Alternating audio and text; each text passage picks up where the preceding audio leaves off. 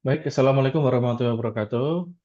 Perkenalkan, saya Prananda Dika Samsa. Di sini saya akan mempresentasikan jawaban dari hasil ujian tengah semester untuk mata kuliah Metodologi Penelitian Teknologi Informasi.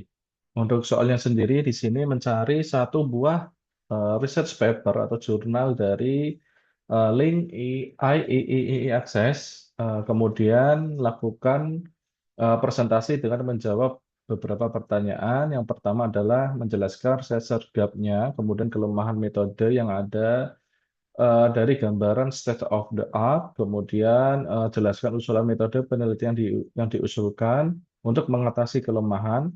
Yang keempat, menjelaskan keunggulan metode usulannya. Kemudian yang kelima, apakah hasil dari metode usulan tersebut mengatasi permasalahan. Yang keenam, jelaskan finding atau temuan yang diperoleh dari hasil penelitian dalam paper tersebut.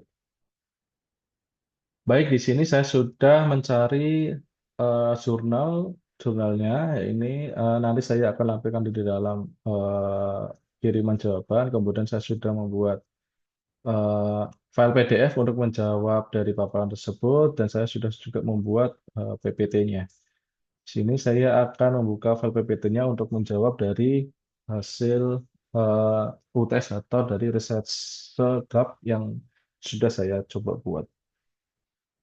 Baik, latar belakang sedikit, yaitu judul papernya adalah Site Diversity in Downlink Optical Satellite Network Through Ground Station Selection.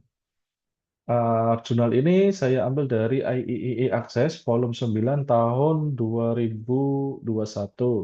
Di sini saya sudah melampirkan untuk link unduhan PDF-nya. Jurnal ini ditulis oleh Erdogan dan kawan-kawan. Berikut untuk latar belakangnya, yaitu komunikasi satelit atau Free Space Optical Communication adalah salah satu teknologi masa depan dalam jaringan luar angkasa karena menawarkan bandwidth besar, keamanan tinggi, dan latensi rendah dibandingkan dengan sistem berbasis RF atau radio frekuensi. Namun, tantangan utama dari komunikasi optik ini adalah satu, keterbatasan performa akibat atmosfer seperti turbulensi, hujan, kabut, dan awan. Kemudian yang kedua, outage atau kegagalan komunikasi yang tinggi, terutama saat cuaca buruk, ketergantungan yang besar pada kondisi lokasi dari ground station atau GS. Baik, untuk research gap atau kesenjangan penelitian, yaitu yang pertama, kebanyakan studi sebelumnya fokus pada link tunggal antara satelit dan satu ground station.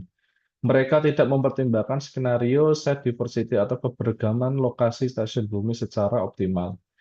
Belum banyak model analitis yang membahas pemilihan optimal ground station berdasarkan kondisi kanal optik dan kriteria statistik seperti outage probability dan kapasitas. Efek diameter, aperture ground station, dan distribusi spasial ground station masih minim diteliti dalam konteks seleksi stasiun bumi secara oportunistik. Kemudian belum ada pendekatan yang memperhitungkan model probabilistik dan performa rata-rata atau ergodic capacity dari jaringan optik satelit multi-ground station. Kesimpulan dari research gap yang ada di dalam penelitian yaitu adalah belum ada pendekatan yang menggabungkan pemodelan matematis, seleksi oportunistik stasiun bumi, dan analisis site diversity secara lengkap dalam konteks jaringan satelit optik downlink.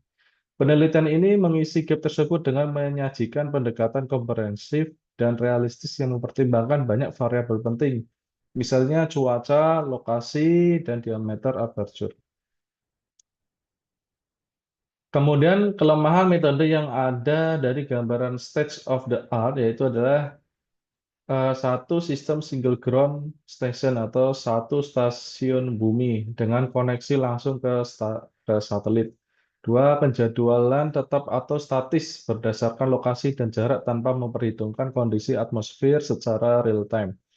Kemudian ketiga, model performa berbasis link tunggal tanpa mempertimbangkan site diversity. Oke, lanjut untuk kelemahan utamanya di sini ada empat. Yang pertama, rentan terhadap cuaca buruk, seperti awan, kabut, turbulensi atmosfer yang menyebabkan outage yang tinggi. Yang kedua, kurangnya fleksibilitas. Itu pemilihan stasiun bumi tidak bisa beradaptasi dengan perubahan lingkungan. Yang ketiga, tidak optimal secara statistik atau tidak mempertimbangkan performa probabilistik seperti kapasitas ergodik dan distribusi outage. Yang keempat, tidak memperhitungkan efisiensi sistem secara keseluruhan seperti alokasi sumber daya, konektivitas multistasiun, dan performa rata-rata jaringan. Kemudian ada pun usulan metode penelitian untuk mengatasi kelemahan tersebut, yaitu menggunakan metode baru opportunistic ground station selection, yaitu memilih stasiun bumi secara dinamis tergantung pada kualitas optik yang sedang tersedia menggunakan site diversity, yaitu beberapa stasiun bumi di lokasi geografis berbeda untuk menghindari outage. Membangun model matematis untuk menghitung outage probability, ergodic capacity, asymptotic site diversity order. Yang keempat, mengkaji efek diameter aperture dari ground station terhadap kinerja sistem, mengusulkan strategi penjadwalan opportunistik dari satelit ke ground station berdasarkan informasi kanal. Ini ada beberapa keunggulan metode usulan. Dari segi aspek adaptif, yaitu dapat memilih ground station terbaik sesuai kondisi kanal saat itu. Kemudian aspek robust terhadap cuaca buruk, jika satu ground station mengalami gangguan, maka sistem bisa beralih ke ground station yang lain. Peningkatan ergodic capacity, yaitu lebih tinggi dibanding sistem satu ground station. Penurunan outage probability secara signifikan lebih rendah, terutama dengan banyak ground station. Aspek model matematis kuat memberikan hasil analisis dan numerik sebagai panduan perancangan jaringan. Yang terakhir, efektif untuk jaringan satelit LEO dan masa depan dapat diintegrasikan ke sistem satelit modern yang memerlukan ketersediaan yang tinggi. Baik, sebelum ketemuan, coba saya akan menjelaskan dari hasil dari metode usulan yang mengatasi permasalahan. Ya, metode usulan berhasil mengatasi kelemahan dari metode sebelumnya, yaitu dengan parameter outage probability. Metode yang konvensional atau yang lama tinggi saat cuaca buruk. Metode usulannya yaitu turun drastis dengan site diversity. Kemudian kapasitas sistem terbatas pada satu ground system yang ini lebih besar atau ergodic capacity-nya meningkat. Parameter respon terhadap kanal untuk yang konvensional tidak adaptif, yang usulan sangat adaptif. Kemudian terkait dengan daya tahan sistem, rentan terhadap kondisi atmosfer, yang metode usulan lebih tahan dan fleksibel. Yang terakhir, ketersediaan link hanya satu jalur, yang metode usulan banyak alternatif jalur komunikasi. Kemudian temuan dari hasil penelitian ada 7. Yang pertama, probabilitas outage turun signifikan seiring penambahan jumlah stasiun bumi. Yang kedua, kapasitas ergodik meningkat, menunjukkan efisiensi transmisi data yang lebih baik. Yang ketiga, diameter aperture stasiun bumi berpengaruh besar terhadap kualitas sinyal optik. Yang keempat, diversity order meningkat logaritmik terhadap jumlah ground station. Yang kelima, strategi seleksi oportunistik terbukti lebih reliable dibanding strategi pemilihan statik. Yang keenam, model teoritis yang diajukan akurat dan sesuai dengan hasil simulasi numerik.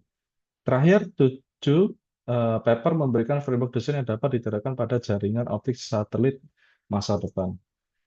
Terima kasih atas perhatian untuk hasil paparan yang sudah saya buat. Assalamualaikum warahmatullahi wabarakatuh.